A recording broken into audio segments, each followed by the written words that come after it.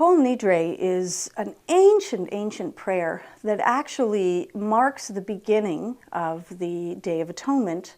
It's said just before the beginning of the fast. It is that borderline between the day before and the onset of the Day of Atonement of Yom Kippur. But what is Kol Nidre? Actually, it's very technical. We're essentially saying to God, and it is only between the praying person and God. It's a very technical, legal statement in Jewish law where I'm saying to God, any of the vows I'm going to make from now till next year, so I'm preempting this, I'm preparing you, God, I'm letting you know now, any of the vows I'm going to make to you between now and next year, they're null and void, by the way. And that's what Kol Nidre is saying. Kol Nidre is nullifying any vow we will take in God's name to God. I'm going to make promises to God. I'm going to make deals with God. I'm going to find myself, God forbid, in desperate moments where I'm going to lay everything on the line to make a bargain with God for something. And ahead of time I'm saying, that doesn't count. You can't hold me to that because I'm human and I will grab at anything I need to grab at. And so now ahead of time, I am saying to God, don't count it. It's null and void.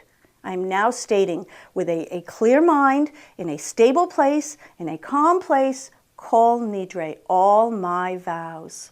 All my vows that I'm going to take, null and void. Don't even pay attention to them. And it's a sense of honesty between me and God where I admit my humanity. I admit that I can do desperate things that are going to get me into trouble. I admit that right away. I admit it to myself. I admit it to God. And it's very important to understand that's what Kol Nidre is about. It affects no other vows and obligations.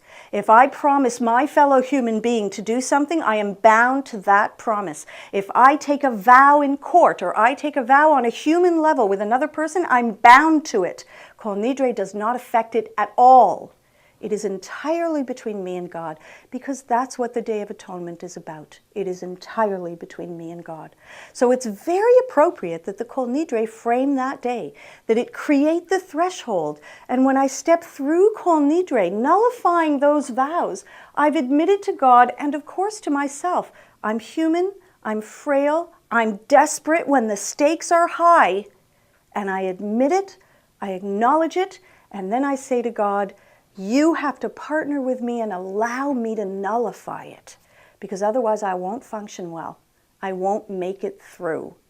And that's how we cross the threshold into the Day of Atonement. What could be more appropriate than Kol Nidre?